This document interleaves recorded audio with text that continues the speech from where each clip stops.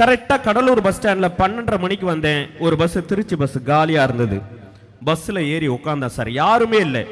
டிரைவருக்கு பின்னாடி இருக்கிற சீட்டில் உட்காந்தேன். கரெக்டாக 2 பேர் ஏறினாங்க.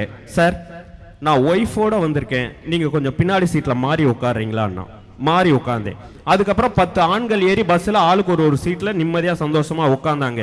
உட்கார்ந்த உடனே பஸ்ஸில் ஏறின பெண்கள்லாம் ஒவ்வொரு சீட்டுக்கும் ஆம்பளைங்களா உட்காந்துருந்தா பொம்பளைங்க எங்கே போய் தான் உட்கார்றது, மாறி மாறி உட்காருங்கன்னாங்க. ஆம்பளைங்க மாறி மாறி சண்டை போட்டு ஒரு வழியாக முடிவு பண்ணி திருப்பி என்னைய கடைசி சீட்டில் கொண்டு போய் உட்கார வச்சுட்டாங்க. நடுவர்களே, கடைசி சீட்லையாவது நிம்மதியாக உட்காரலான்னு நினைக்கும் போது ஒரு அம்மா வந்துச்சு. கரெக்டாக பஸ் ஸ்டார்ட் பண்ணுற 2 மணிக்கு கரெக்டாக பஸ்ஸில் ஏறி கடைசி சீட்லையும் ஆம்பளைங்களே உட்காந்துக்கிட்டா பொம்பளைங்க எங்கே போய் தான் உட்காருதுன்னு.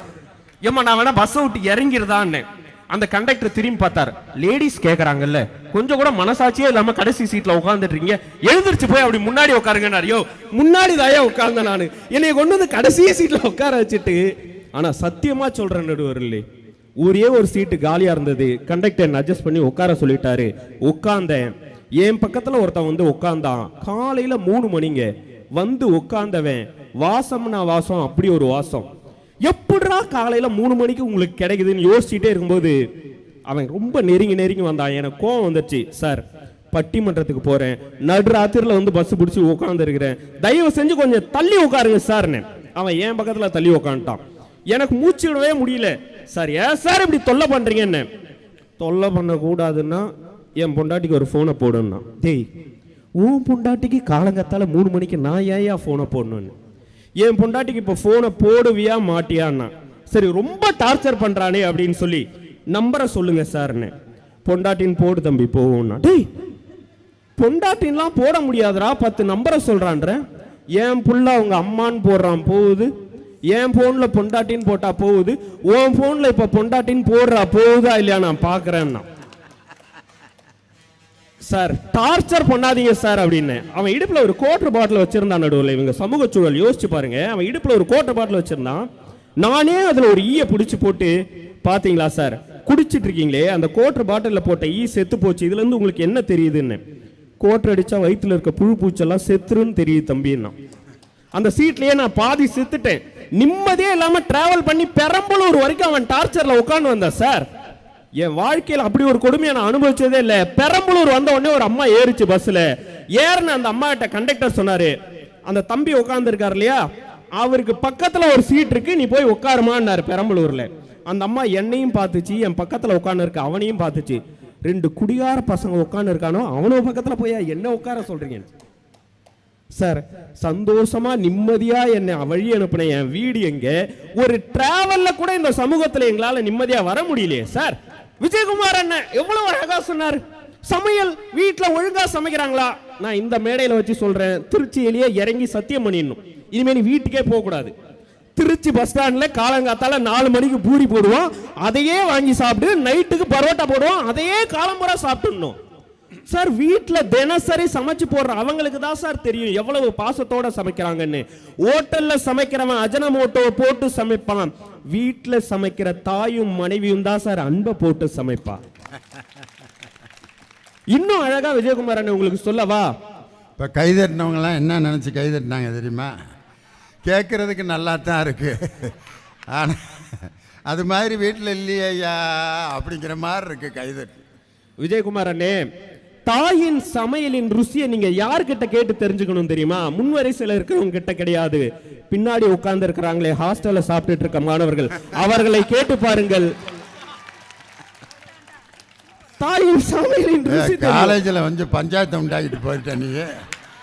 இருக்கிற சாப்பாட்டிலேயே தமிழ்நாட்டில் இருக்க கல்லூரிகளில் எஸ்ஹெச் ஹாஸ்டல் சாப்பாடு தான் த பெஸ்ட்டு சாப்பாடுன்ட்டு நாங்கள்லாம் அந்த ஹாஸ்டலில் இப்போ என்னுடைய நண்பர்கள் படிக்கிறப்ப வந்து, மாப்பிள்ள எங்கள் ஹாஸ்டல் சாப்பாட்டை வந்து சாப்பிட்டு பாடுறா அப்படின்ட்டு எஸ்ஹெச் ஹாஸ்டல் சாப்பாடோட டிஃபனை அப்படிலாம் ரசித்து நாங்கள் சாப்பிட்டோம். நீ என்ன காலேஜில் குழப்பத்தை உண்டு பண்ணுறதுக்குன்னே ஒரு மேட்டரை போட்டு விட்டேன். நடுவில் இதில் வந்து மாணவர்களாக உட்கார்ந்துருக்காங்களே, உங்களுக்கு நான் சொல்கிறேன், ஆசிரியர்கள் எப்படிப்பட்டவர்கள் தெரியுமா? எங்களுக்கு தெரியும் சார்.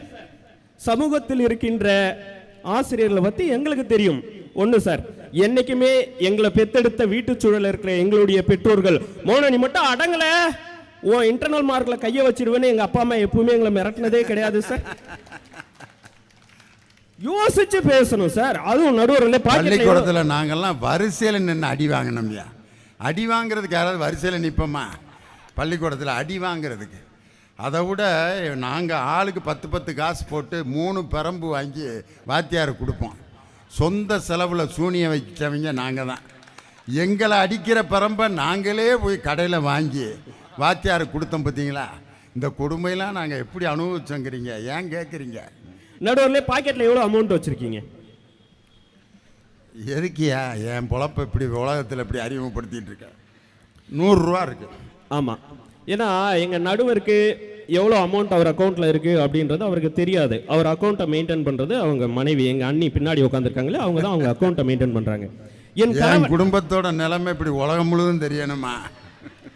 இல்லை, நான் என்ன சொல்கிறேன்னா, என் கணவர் எந்த உடையை உடுத்தினால் மேடைக்கு அழகாக இருக்கும் அப்படின்னு அவருக்கு பார்த்து பார்த்து காஸ்டியூம் செலக்ட் பண்ணி கொடுக்கறது அவங்க மனைவி. என் புருஷனுக்கு இதை சாப்பிட்டா ஒத்துக்கும், இதை சாப்பிட்டா ஒத்துக்காது அப்படின்னு பார்த்து பார்த்து உணவை கொடுக்கும்போது அவர்களுடைய மனைவி ஒரு டயட்டிஷியனா ஒரு நியூட்ரிஷனா இருக்காங்க. என் புருஷனுக்கு உடம்பு சரியில்லைன்னா இந்த டேப்லெட் போட்டாதான் அவருக்கு சரியாகணும் போது அவருடைய மனைவி ஒரு டாக்டர் ஆகுறாங்க. உங்களுக்கு பொண்டாட்டியா, உங்களுக்கு காஸ்டியூம் டிசைனரா, உங்களுடைய அக்கௌண்ட்டை மெயின்டைன் பண்றவங்களா, உங்க பிள்ளைகளுக்கு அம்மாவா, உங்க பேர குழந்தைகளுக்கு பாட்டியா, இத்தனை போஸ்டையும் அன்ன போஸ்டா இருந்து டீல் பண்ற மனைவி நடுவர் திண்டுக்கல் ஐ லியோனிக்கு மட்டும் இல்ல, உலகத்துல இருக்கிற எல்லா ஆம்பளைகளுக்கும் சொல்றேன். வீட்டுல இருக்கிற உங்க மனைவி அவங்க பாக்குற வேலைக்கெல்லாம் உங்ககிட்ட சம்பளம் போட்டு கேட்டா உலகத்தை எந்த ஆம்பளையால கொடுக்க முடியுமா? யோசிச்சு பேசணும். விஜயகுமார் பல குழப்பங்களை இப்போ உண்டாக்கிட்டு இருக்காரு. ஒன்று எஸ்ஏ சார்ஜல் ஸ்டாப்பாடை போட்டு விட்டாரு. இப்போ மனைவியெல்லாம் போய் வீட்டில் சம்பளம் கேட்டு போராட்டம். நான் வந்து எனக்கு ஒரு நாளைக்கு ஒரு வாரத்துக்கு எனக்கு 1000 ரூபா கொடு, எவ்வளோ வேலை பார்க்குறேன் அப்படின்ட்டு இப்போ வீட்டுக்கார்ட்ட சம்பளம் கேட்டு போராட்டம் நடத்துங்கிறார். இதில் நல்ல ஒரு விஷயம் தெளிவாக புரிந்து கொள்ளுங்கள். இன்றைக்கு நடுவர் திண்டுக்கல் ஐ லியோனி உலகம் முழுக்க வந்து உங்கள் அனைவரையும் நகைச்சுவையால் சிரிக்க வைத்துக் கொண்டிருக்கிறார் என்றால் அவர் வீட்டில் இருக்கும் பொழுது அவருடைய வீட்டு சூழல் நிம்மதியாக இருந்தால்தான் ஒரு கலைஞன் மேடையில் ரசிகர்களை சிரிக்க வைக்க முடியும். மிஸ்டர் விஜயகுமார் அவர்களே, சும்மா வந்துட்டு நான் ஸ்கூல்ல ஒரு அவுட்ஸ்டாண்டிங் ஸ்டூடெண்ட் நடுவர் அவர்களே, நல்லா படிக்கிற அவுட்ஸ்டாண்டிங் ஸ்டூடெண்ட் கிடையாது, என்னெல்லாம் பண்ணி தப்பிக்கலாம் அப்படின்னு நினைக்கிற ஒரு ஸ்டூடெண்ட். நீங்க படிச்ச மாதிரியே நான் கடலூர்ல ஒரு சென்ட் ஜோசப்ல படிச்சேன். அந்த ஸ்கூல்ல நீங்க சொன்ன மாதிரியே பெரம்ப வாங்கிட்டு போய் கொடுத்து அடி வாங்குற குரூப்ல நானும் ஒருத்தேன். கரெக்டா ஆஃப் ஏலி முடிஞ்சிச்சுன்னா இம்போசிஷன் எழுதிட்டு வான்னு அந்த கொஸ்டின் பேப்பரை கொடுத்து விட்டுருவாங்க. நான் எழுதிட்டு போக மாட்டேன். பிளான் பண்ணிட்டோம் நானும் என் ஃப்ரெண்டும். டேய், நானும் எழுதல நீயும் எழுதல. கரெக்டா மதியம் வரும்போது வாத்தியார் அடிக்கிறதுக்கு வந்துருவார், மேக்ஸ் வாத்தியாரு. நான் மயக்கம் போட்டு கிரவுண்ட்ல விழுந்துடுறேன். நீ என்னை தூக்கிட்டு ஓடி ஹாஸ்பிட்டல்ல சேர்க்கணும்னு சொல்லிட்டு 4 பசங்களை கூட கூட்டு வந்துரு, நானும் தப்பிச்சிருவேன் நீயும் தப்பிச்சிருவேன்னு சொல்லி கரெக்டா பிளான் பண்ணி நடுவர் அவர்களே கரெக்டா கிரவுண்ட்ல மயக்கம் போட்டு விழுந்தேன். ஆனா என் ஃப்ரெண்டு கிட்ட சொல்லிட்டேன், எங்க அப்பங்கிட்ட மட்டும் ஃபோன் பண்ணி சொல்லிடாதீங்கடா, ஃபோன் பண்ணா எங்க அம்மாவுக்கு சொல்லுங்க, அந்த மனுஷன் ஹாஸ்பிட்டல்ல இருக்கிறன்னு கூட பார்க்காம வந்து அடிப்பாரு, எங்க அப்பாவுக்கு மட்டும் சொல்லிடாதீங்கன்னு சொல்லிட்டேன். கரெக்டா பிளானை எக்ஸிக்யூட் பண்ணிட்டோம். என் ஃப்ரெண்டு அவன் கூட இருக்கிற ஃப்ரெண்டெல்லாம் சேர்த்து என்னை ஹாஸ்பிட்டல்ல கொண்டு போய் பெட்ல சேர்த்துட்டாங்க. சந்தோஷமா நிம்மதியா படுத்துக்கிட்டு இருக்கேன். எங்க அம்மா ஓடி வர்ற சத்தம் கேக்குது. நான் பார்த்துட்டேன், கண்ணை இருக்க மூடிக்கிட்டேன். கரெக்டா பெட்டுக்கிட்ட வந்து ஒரே அழுக சத்தம், விசும்பல் சத்தம். எவ்வளவு பாசண்டா எங்க அம்மாவுக்கு, எப்படி அழுகுது பாரு. இதே நம்ம அப்பனா இருந்தா வெளுத்து விட்டுருப்பா நேரம் பெட்டுக்கு வந்த உடனே அப்படின்னு நினைச்சிட்டு இருக்க நடுவில் லைட்டா கண்ணை திறந்து பாக்குறேன். என் அம்மா அமைதியா சேர் போட்டு உட்காந்துட்டு இருக்கு.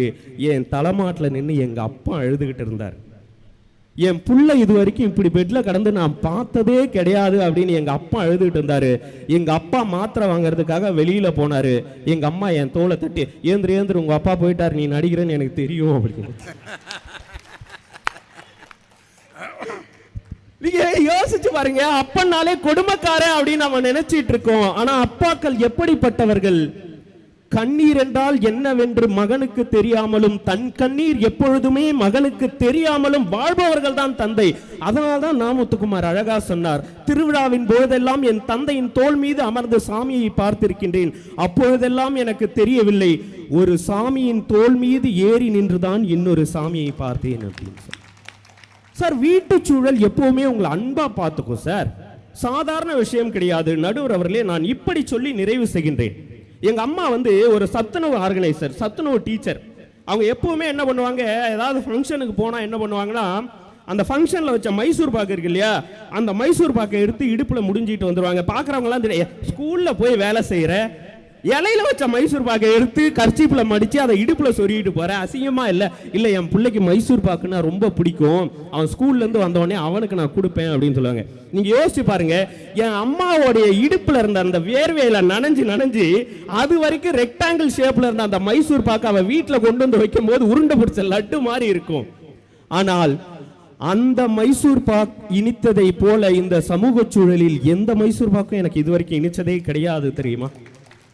அதுதான் சார் இளையராஜா அழகா ஒரு பாட்டுல சொன்னார், வெறுங்கைய வீசி கொண்டு விறகு சுமந்து வித்து இரவா பகலா தினம் தினம் உழைச்சதும் சருகு பொறுக்கி வந்து சாதம் வடிச்சி தந்து பசியே தெரியா மகனா வளர்த்ததும் எத்தனை தாயிங்க நம்ம தமிழ்நாட்டுல, என் தாயி அவளை போல் யாரு இந்த ஊர்ல, தியாகி யாரு தியாகி யாரும் இல்ல போடா, தாயின் கால நீயும் கும்பிட்டுட்டு வாடா, அவதான் கோயில் அவதான் தெய்வம், பெத்த மனசு சுத்தத்திலும் சுத்தமடா, இந்த பிள்ளை மனசு பித்தத்திலும் பித்தமடா.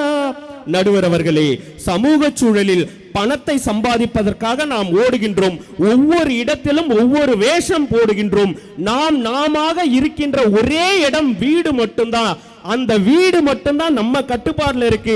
நம்ம தாய் நம்ம கிட்ட எப்படி நடந்துக்கணும், நம்ம புள்ள நாம எப்படி நடந்துக்கணும்னு நம்முடைய நிம்மதியை தீர்மானிக்கின்ற இடம் வீடாக மட்டும்தான் இருக்கிறது. இயந்திரமாய் உழைக்கக்கூடிய இடம் சமூக சூழல். இதயங்களோடு அன்பாய் வாழுகின்ற இடம் வீட்டு சூழல். நீங்கள் இதயங்களோடு வாழ வேண்டுமா, இயந்திரமாக வாழ வேண்டுமா என்று முடிவு செய்து கொள்ளுங்கள். நல்ல வாய்ப்பிற்கு நன்றி பாராட்டி இடம் அமர்கின்றேன். நன்றி, வணக்கம். ஆஹா.